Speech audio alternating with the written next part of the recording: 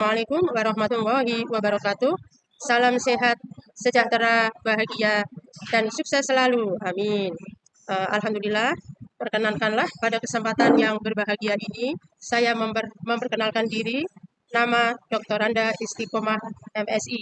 Saya adalah dosen tetap program Sarjana Strata 1 pada Fakultas Hukum Universitas Bung Karno. Saya ingin menyampaikan rencana pembelajaran studi mata kuliah pendidikan agama Islam. Rencana pembelajaran semester atau RPS ini, program studi ilmu hukum dengan nama mata kuliah pendidikan agama Islam. Mata kuliah pendidikan dengan bobot 2 SKS. Mata kuliah pendidikan agama bertujuan supaya mahasiswa memiliki pemahaman yang mendalam, disertai dengan penghayatan-penghayatan terhadap teori-teori pendidikan agama Islam, dan mahasiswa didorong serta difasilitasi untuk aktif mencari dan menemukan konsep-konsep mengenai pendidikan agama Islam. Kemudian pencapaian pembelajaran akan saya bacakan bahwa mahasiswa mampu memahami dan menjelaskan prinsip-prinsip ajaran Islam sebagai dasar pembentukan kepribadian dan integrasi moral dalam kehidupan pribadi dan sosial. Mampu mengintegrasikan nilai-nilai keimanan, akidah, dan syariat Islam dalam cara berpikir, bersikap, dan bertindak secara bertanggung jawab. Selanjutnya, mampu menunjukkan sikap religius, etis, dan berakhlak mulia dalam menjalin hubungan dengan Tuhan, sesama manusia, dan lingkungan. Selanjutnya, mampu berperan aktif dalam mengembangkan kehidupan sosial dan peradaban yang damai, toleran, dan berkeadaban, serta menjunjung tinggi nilai-nilai ketuhanan. Adapun capaian pembelajaran mata kuliah atau CPMK-nya, mahasiswa mampu mengidentifikasi, menjelaskan, dan memberi contoh prinsip-prinsip ajaran Islam yang membentuk kepribadian dan moral sosial. Mahasiswa mampu memahami dan menerapkan nilai keimanan, akidah, serta syariah Islam dalam pengambilan keputusan sehari-hari. Selanjutnya, mahasiswa mampu menjelaskan pentingnya akhlak Islam dan menunjukkan sikap etis dalam hubungan sosial dan spiritual di lingkungan kampus. Berikutnya, mahasiswa mampu memahami konsep moderasi beragama dan menerapkannya dalam kehidupan sosial multikultural di masyarakat akademik.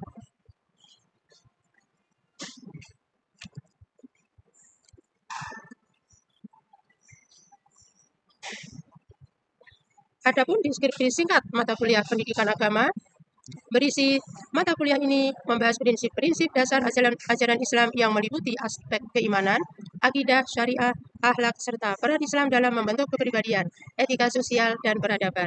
Mahasiswa diajak memahami nilai-nilai ketauhidan, kemanusiaan, dan keberagaman secara moderat dan aplikatif dalam kehidupan pribadi, akademik, dan sosial kemasyarakatan.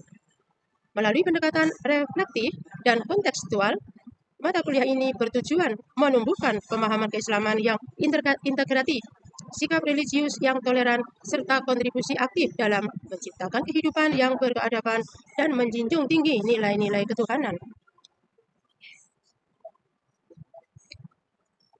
Selanjutnya akan saya sampaikan mengenai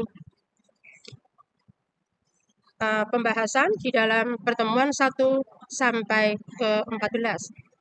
Minggu pertama yaitu dari kemampuan akhir yang diharapkan, mahasiswa memahami urgensi pendidikan agama Islam di perguruan tinggi. Indikatornya menjelaskan pentingnya PAI atau pendidikan agama Islam dari dimensi filosofis, yuridis, dan sosiologis. Adapun metode pembelajaran melalui ceramah diskusi 2 kali 50 menit. Sedangkan materi pembelajaran berisi urgensi pendidikan agama Islam di perguruan tinggi yang di dalamnya landasan filosofis, yuridis, dan sosiologis, tujuan dan capaian pembelajaran, kemudian ruang lingkup kajian PAI dengan bobot penilaian 5%. Selanjutnya, pada pertemuan kedua, mahasiswa memahami konsep tauhid sebagai dasar ketuhanan dalam Islam. Kemudian, menguraikan prinsip tauhid dan dampaknya dalam kehidupan. Kemudian, ceramah interaktif studi kasus dan konsep ketuhanan dalam Islam, prinsip tauhid, rububiyah, uluhiyah, dan asma wa sifat-sifat Allah. Kemudian bukti rasional dan wahyu tentang keberadaan konsekuensi keimanan dalam kehidupan. Pada pertemuan ketiga, mahasiswa mampu menjelaskan pandangan Islam tentang manusia. Indikatornya menjelaskan hakikat, peran, dan relasi manusia menurut Islam.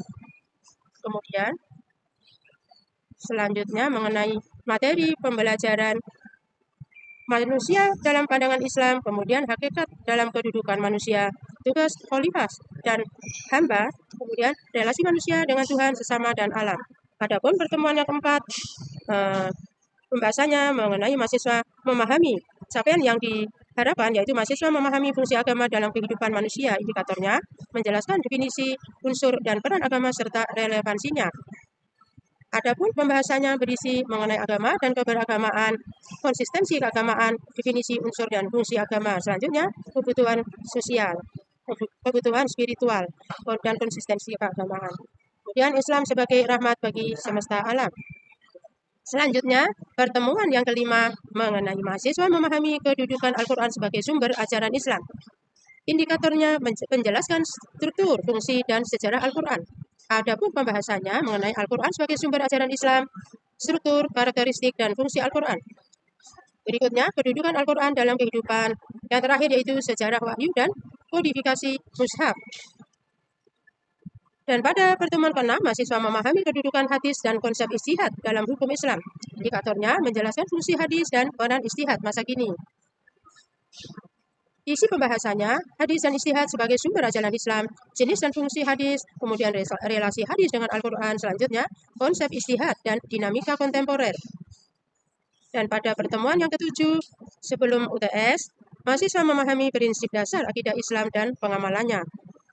Dan indikatornya menjelaskan prinsip akidah serta tantangan dalam pengamalannya. Selanjutnya, pembahasannya mengenai akidah fondasi keyakinan Muslim dan ruang lingkup serta prinsip akidah, selanjutnya pemurnian tauhid, dan yang terakhir aktualisasi akidah dalam kehidupan.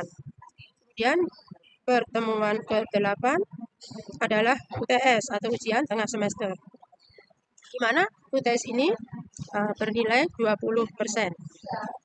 Selanjutnya pada pertemuan yang ke-9, mahasiswa mampu memahami prinsip syariah dan ruang lingkupnya dalam kehidupan sosial. Indikatornya menjelaskan perbedaan ibadah dan muamalah serta prinsip ekonomi Islam. Tugasnya ujian tertulis berupa ceramah, presentasi kelompok. Pembahasannya yaitu syariah berisi tuntunan praktis dalam Islam. Selanjutnya prinsip dasar syariah, kemudian ibadah, mahdoh, dan muamalah. Terakhir etika sosial dan ekonomi Islam. Pertemuan yang ke-10, mahasiswa memahami cakupan dan urgensi akhlak dalam kehidupan modern. Indikatornya menjelaskan jenis akhlak dan penerapannya secara sosial. Diikuti dengan penugasan kelompok dan diskusi. Selanjutnya, pembahasan berisi mengenai akhlak dan etika Islam, jenis dan cakupan akhlak, akhlak terhadap Allah, manusia, dan lingkungan, tantangan moral di era modern. Selanjutnya mengenai pertemuan ke-11, mahasiswa memahami relasi Islam dengan ilmu pengetahuan, teknologi, dan seni. Dan indikatornya menjelaskan kontribusi dan tanggung jawab ilmuwan Muslim. Tugasnya presentasi dan refleksi. Diikuti dengan diskusi dan presentasi. Adapun pembahasannya yaitu Islam dan ilmu pengetahuan, teknologi, dan seni, integrasi iman, ilmu, dan amal. Selanjutnya yang terakhir, kontribusi ilmuwan Muslim dan tanggung jawab ilmuwan Muslim. Pada pertemuan yang ke-12, mahasiswa memahami nilai-nilai Islam dalam membangun toleransi dan memberantas korupsi. Indikatornya menjelaskan ikhwah dan konsep amanah dalam kehidupan sosial. Diikuti dengan tugas, sikap, dan refleksi nilai. Selanjutnya ceramah dan simulasi. Adapun pembahasannya kerukunan, toleransi, dan anti korupsi dalam Islam, serta konsep ukhuwah dan toleransi, nilai Islam dalam perdamaian sosial, dan yang terakhir etika anti korupsi dan karakter amanah. Adapun pertemuan yang selanjutnya yaitu yang ke-13, mahasiswa memahami tantangan umat Islam masa kini dan kontribusi generasi muda, dengan indikator menjelaskan isu HAM, demokrasi, dan peran pemuda Muslim. Diikuti dengan tugas analisis dan diskusi kelas serta studi pustaka. Adapun pembahasannya berisi tentang Islam dan tantangan kontemporer, kemudian ekonomi Islam dan masyarakat madani. Selanjutnya, Islam, hak asasi manusia, demokrasi, dan keadilan sosial. Dan yang terakhir adalah peran mahasiswa Muslim.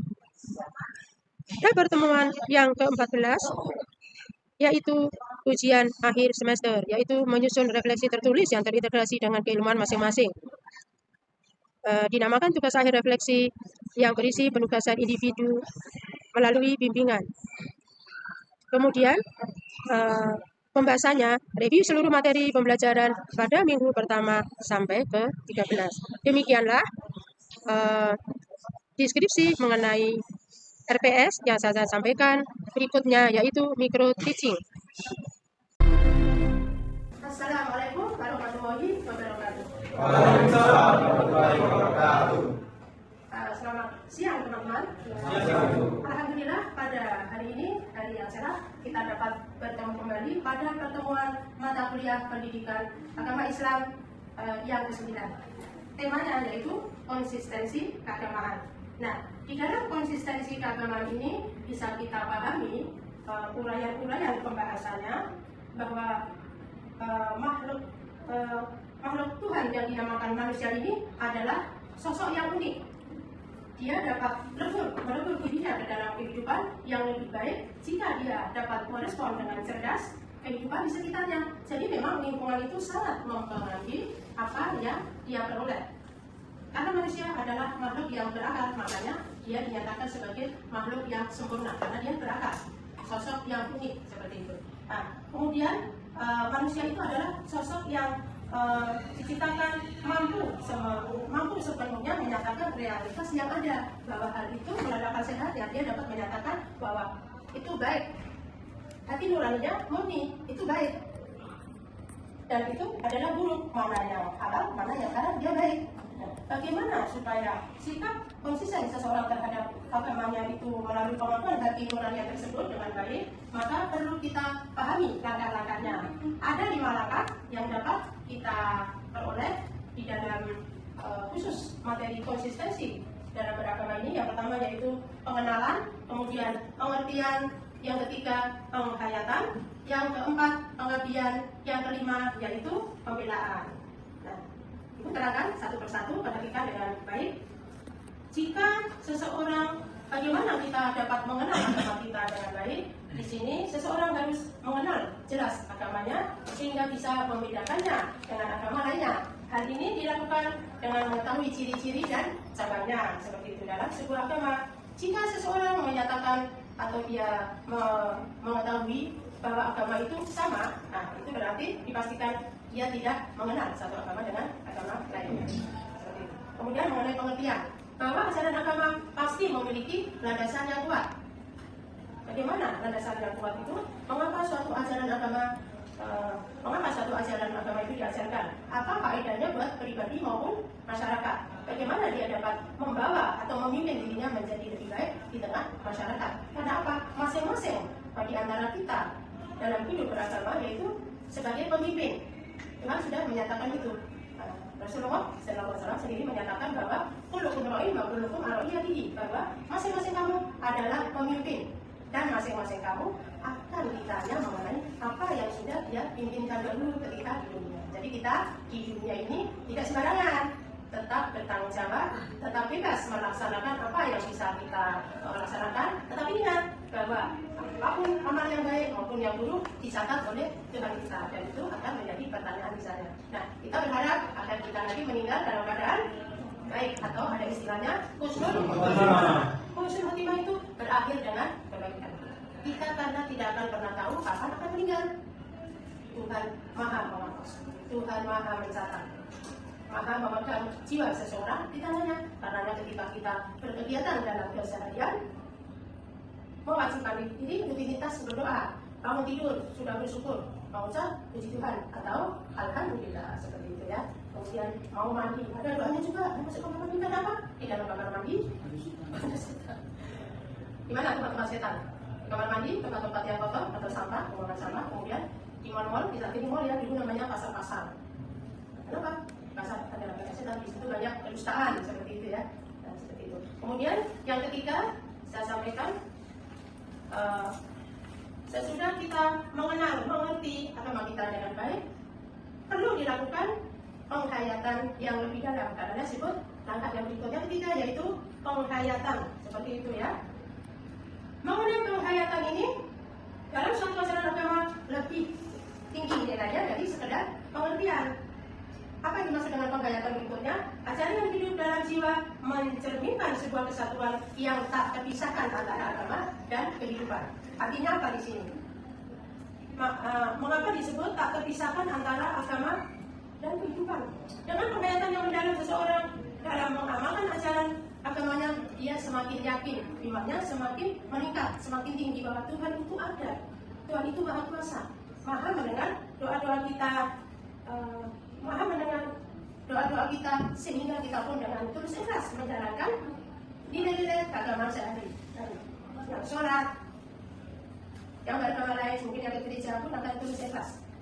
Tuhan tidak memaksa kita untuk menyembahnya, tetapi kita yang butuh kepada Tuhan kita. Kita berterima kasih sudah diciptakan. Kita tidak meminta bisa bernafas, tetapi Tuhan memberi nafas kepada kita. Banyak-banyaklah katanya kita menjadi sosok hamba Tuhan yang berterima kasih atau bersyukur. Itu yang kita selalu pahamkan dalam kehidupan sehari-hari. Sedikit sekali contoh, misalnya seseorang, kita melihat orang lain tiba-tiba mendapatkan musibah, kita tidak. Kita kasihan kepada dia, tidak kepada dia, tabah karena menghadapi cobaan berupa musibah. Kita ingat di sini, bersyukur alhamdulillah kita tidak mendapatkan musibah itu. Nah, itulah pentingnya kemana kita melangkah berdoa. Apa arti doa? Bermohon, meminta kepada Tuhan dengan selalu berpikir kepada Tuhan. Apa arti pikir? Mengingat. Kemana langkah kita? Berusaha mengingat. Ada sebuah firman Allah yang menyatakan, ketika seorang hamba lupa, lengah dalam satu tarikan nafasnya atau beberapa kali tarikan nafasnya, maka aku serahkan urusannya kepada setan. Nah, kalau kita lihat itu, kita berusaha untuk berhati-hati seperti itu. Berhati-hati seperti apa? Mawas diri, merasa diri selalu diawasi oleh Tuhan. Kalau kita berkehendak, ingat semua yang kita laksanakan akan ditandai di akhirat. Karena akhirat itu misalkan kehidupan yang abadi. Seperti itu ya. Berikutnya mengenai langkah-langkah dalam konsistensi keagamaan. Yang keempat yaitu pengabdian. Di sini dinyatakan seseorang yang tidak memiliki ambisi pribadi dalam mengamalkan ajaran agamanya dapat memasuki pengabdian, penghambaan yang sempurna. Artinya apa di sini? Artinya apa di sini? Pasal penghambaan di sini disebut ibadah atau mengabdi ya. Menghambakan diri, mengabdi itu disebut ibadah. Di sini diartikan lebih luas lagi, yaitu penyerahan diri secara total kepada Tuhan. Ikhlas semata karena Tuhan semata, karena Tuhan. Nah, ada istilahnya di dalam agama Islam itu namanya lillahi ta'ala. Pernah dengar ya? Mereka yang non-muslim pun sudah sering mendengar seperti itu. Aku mau melakukan ini lillahi ta'ala, saya kok bukan karena mengharapkan sesuatu. Kalau Tuhan membalas yang baik itu memang sudah seperti itu ya. Bagaimana penyerahan diri kita secara total, tulus ikhlas, menjalankan kehidupan apapun diniatkan menjadi ibadah. Contoh, mencari ilmu itu adalah sebuah ibadah. Kenapa ibadah? Karena kita pasti menjadi lebih baik dan tidak tahu jadi tahu. Bekerja menjadi nilai ibadah. Mengapa? Dinyatakan sebagai nilai ibadah. Karena dengan bekerja seseorang tidak menjadi beban orang lain atau bisa disebut menjadi sampah masyarakat. Syukur-syukur dia dapat membuka peluang usaha untuk mengajak orang lain bekerja. Nah, itu kan bagus ya kan? Berikutnya yang terakhir yaitu pembelaan. Apa di sini? Yang dimaksud dengan langkah-langkah konsistensi keagamaan dalam poin pembelaan. Di sini disebut apabila kecintaan seseorang terhadap agamanya demikian tinggi, maka tidak boleh lagi ada perintah yang menghalangi laju jalannya agama yang dipeluk. Rintangan terhadap agama adalah rintangan dirinya sendiri, sehingga dia akan melakukan pembelaan. Contoh rintangan apa itu? Misalnya bisikan-bisikan, kadang-kadang kita kan ada bisikan jahat ya, bisa langsung atau dari orang lain. Kalau kita sehat, kita dapat menilai ini tidak bagus, ini dapat menghalangi laju membina ibadahku dalam beragama. Oh ini ujian. Memang ada sebuah firman dari Allah yang mengatakan, apakah jika kamu sudah menyatakan diri beriman kepadaku, tidak akan aku uji lagi. Tidak akan aku uji lagi.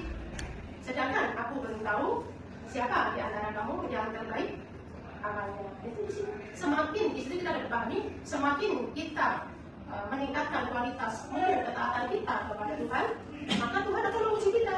Contoh seperti kalian yang sedang kuliah, ada ujian kan? Ada ujian tengah semester, ada ujian akhir semester, sehingga didapatkanlah nilai akhir. Dan berusaha akan dapat nilai bagus. Bagaimana supaya dalam agama ini hidup berakhir dengan baik ataupun seperti dapat nilai baik? Tiap hari selalu diuji, bahagia, senang itu ujian, sedih, sesuatu hal yang tidak kita sukai, ujian juga. Tetapi biasanya orang lebih mudah mendekatkan diri pada Tuhan jika diuji sesuatu yang tidak dia sukai ya. Kemudian terkena sakit, terkena sehingga tidak dapat masuk kuliah, seperti tadi teman kalian yang izin siapa ya? Kebetulan tadi dan di saya lupa izin ke tempat kuliah sebelumnya ingin masuk, itu sekarang tapi tetap semangat untuk tetap mencari ilmu. Seperti itu. Kemudian bagaimana jika pembelaan ini kita pakai dalam kehidupan sehari-hari? Itu bagus. Kembali kepada 5 poin bagaimana langkah-langkah agar tetap konsisten ke dalam agama seseorang. Nah, ini bisa dikaitkan, ibu hubungkan dengan bagaimana kita dapat konsisten mencegah agar perilaku buruk atau hal-hal yang tidak diridhoi oleh Allah masuk ke dalam diri kita, atau jangan sampai kita merespon hal-hal buruk itu namanya maksiat. Maksiat yaitu segala perilaku buruk yang dibenci atau yang tidak disukai oleh Tuhan. Nah, beberapa perilaku maksiat itu ada pengaruh dan bahayanya dalam kehidupan sehari-hari.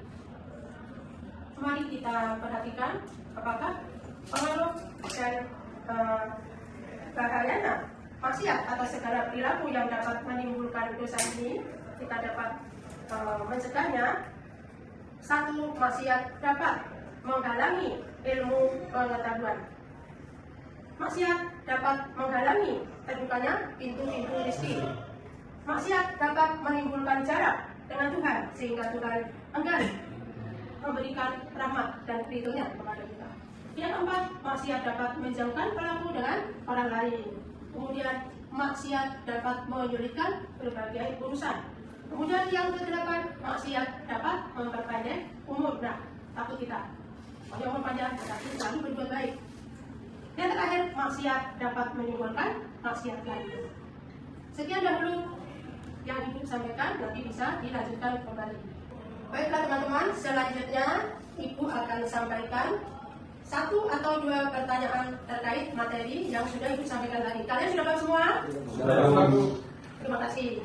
Pertanyaan yang pertama terkait dengan konsistensi keagamaan. Bagaimana langkah-langkah kita agar tetap menjadi konsisten dalam hidup beragama, khususnya pada poin penghayatan dan pengertian. Silakan teman kita Kasiko yang menyampaikan. Sebutkan nama dulu. Baik, terima kasih. Saya Kasiko. Saya izin menjawab. Ya, silakan. Tentang penghayatan. Oke, tadi saya sudah mendengarkan apa yang sudah Ibu sampaikan tentang penghayatan. Jadi saya langsung jawab saja. Jadi penghayatan adalah suatu ajaran agama yang lebih nilainya dari sekedar pengertian. Ajaran hidup dalam jiwa mencerminkan sebuah kesatuan yang tak terpisahkan antara agama dan kehidupan. Dengan penghayatan yang mendalam, seseorang dapat mengamalkan ajaran agamanya, yakin dan melaksanakan keagamaannya dengan tulus ikhlas. Jadi gini, ajaran agama itu harus memiliki landasan yang kuat. Seseorang yang mengerti ajaran agamanya akan mudah mempertahankannya dari upaya pengacauan dari orang lain. Dia juga dapat menyiarkan ajaran agamanya dengan baik. Terima kasih.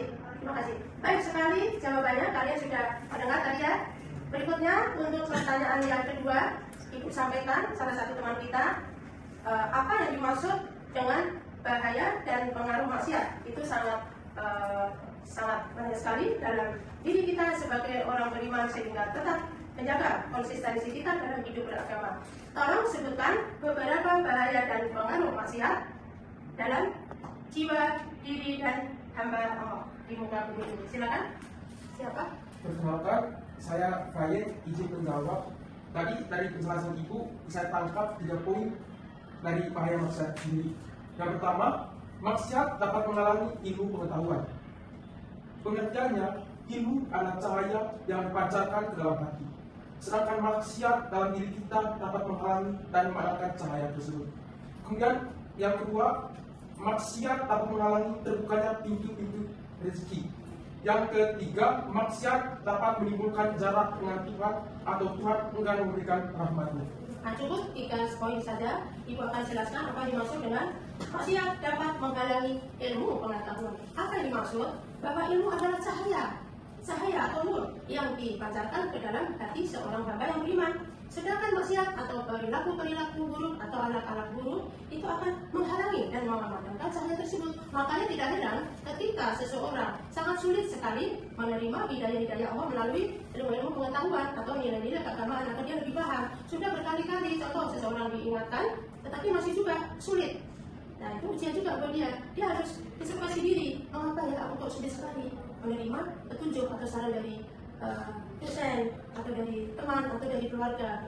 Malah menyatakan, bahkan dia menyatakan bahwa yang memberi saran atau nasihat itu, setahu ini itu aja belum tentu bisa beramal baik. Hatinya menolak. Kenapa hati menolak? Karena ada bisikan yang tidak baik. Jangan diikuti seperti itu ya. Kemudian yang kedua, maksiat dapat menghalangi terbukanya pintu-pintu rezeki. Itu jelas mengapa seseorang sulit mencari pekerjaan misalnya. Segi tidak selalu terkait pekerjaan atau duit ya, segi sehat. Karena dia banyak berbuat maksiat atau tidak betul akhlak-akhlak yang buruk. Tetapi ada juga orang melakukan maksiat, rezekinya lancar saja, itu pembiaran. Namanya istidroj ya kalau dalam agama Islam. Ya. Cukup dipahami penjelasan ibu tadi. Terakhir, maksiat dapat memendekkan umur ya, seperti itu ya. Dokter umur menjadi pendek. Doanya tidak diterima misalnya. Sekian, terima kasih atas perhatian dari teman-teman, adik-adik mahasiswa semua. Tetap semangat dalam belajar untuk pertemuan berikutnya, yaitu yang tatap muka ke-10 agar kalian hadir semuanya. Sekian, terima kasih. Wassalamualaikum warahmatullahi wabarakatuh. Waalaikumsalam warahmatullahi wabarakatuh.